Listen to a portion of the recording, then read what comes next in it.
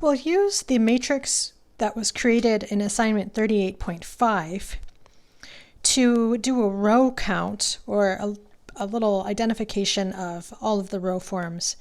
In this opening of Webern's Das dunkle Herz, this piece is, you have the score starting on page 493 in your workbook, and that's what's showing on your screen right now. So before we dive into this, I just want you to get a sense of what this sounds like. I'm going to go over to my YouTube. I can't show you my screen at the same time, but you can listen to the piece and follow along in your own workbook on page 493. We'll just listen to the portion of the score. Actually, we'll listen to the whole song. The translation: the dark heart, which listens to itself, recognizes spring not only by the breeze and scent that bloom through its glow. It feels spring in the dark realm of roots that reach down to the dead. So this is on page 493 and 494 in your workbook. We'll listen to the song now.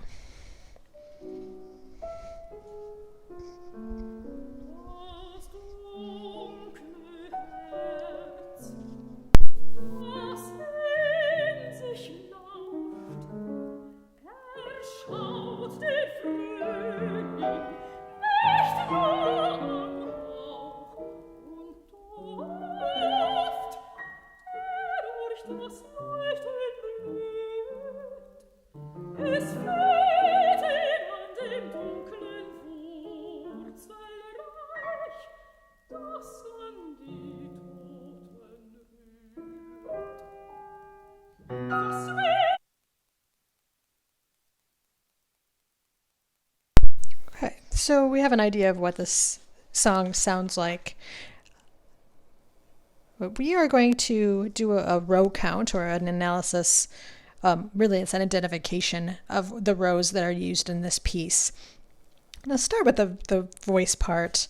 And what our instructions are asking us to do is to begin with the vocal line and write the row's name at the beginning of the line of the row that's used, and then label the members of the row with order numbers.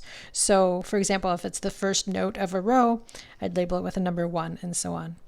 The keyword part's going to be a little bit trickier because we have notes that are simultaneous, so I'll try to lead you through that a little bit. We won't do the whole piece, but I just wanted to demonstrate how this is done, because you'll be doing a little bit of this for the analysis of another piece, Webern's Symphony, from assignment 38.7 as part of the assignment.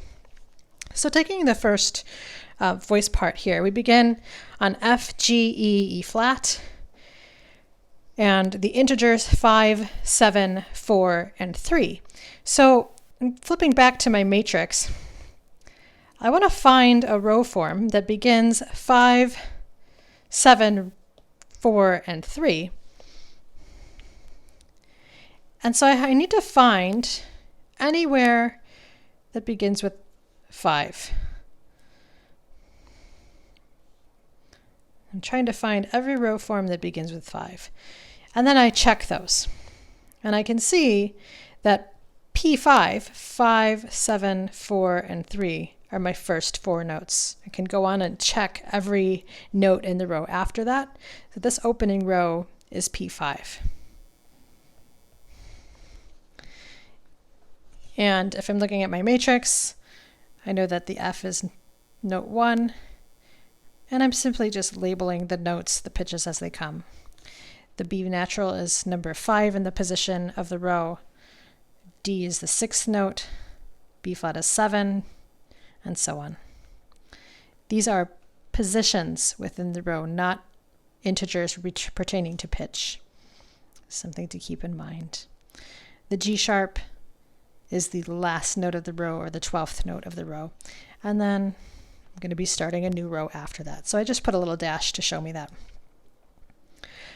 So my next row begins with D, G, E flat, and G flat. So beginning with 2, 2, 7. I want to write it over to the side. 2, 7, 3, and 6. I flip back to my matrix that we filled in from page 492. And I'm looking for a row that begins with 2.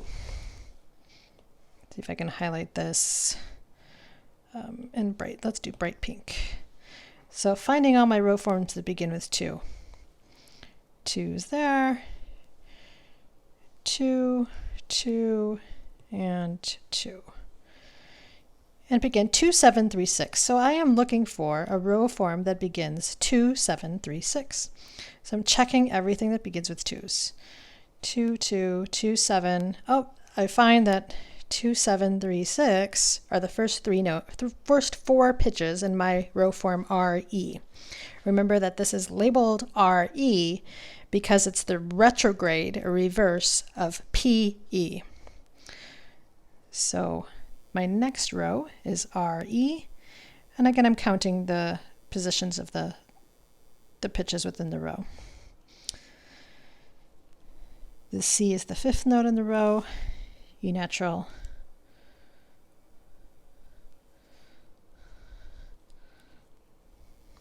the 6th note,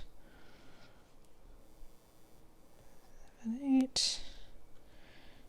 The F natural is repeated in measure 8, so I don't count it again because remember we can do immediate repetitions, but we can't come back to things. So 10. The C sharp is last note. And then I have my B natural, which is my 11.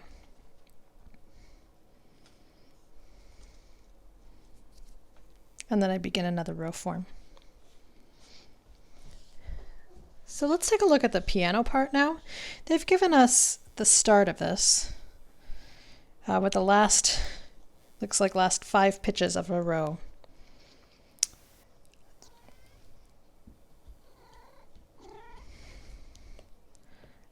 Actually, the textbook is labeling the retrograde forms in reverse. So this is actually retrograde 11. That begins with the D, the T, the 2, 2, 7, 3, 6. There's my 2. There's my 7. There's my 3. There's my 6. And then I have the C natural that's next in that row.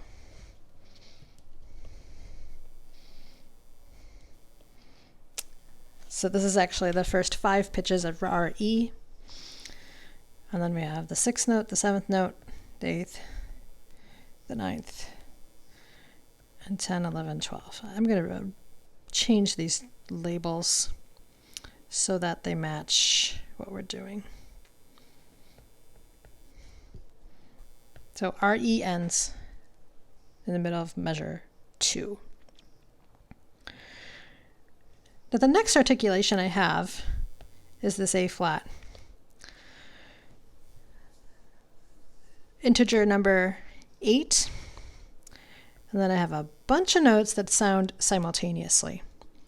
So I'm just going to take note of what they are. I have an 8 to start, and then after that point, I could have a 4, I could have a 7, the G, I could have a B flat, the 10, or I can have an E flat, the 3. So I need to look for those pitches in my row.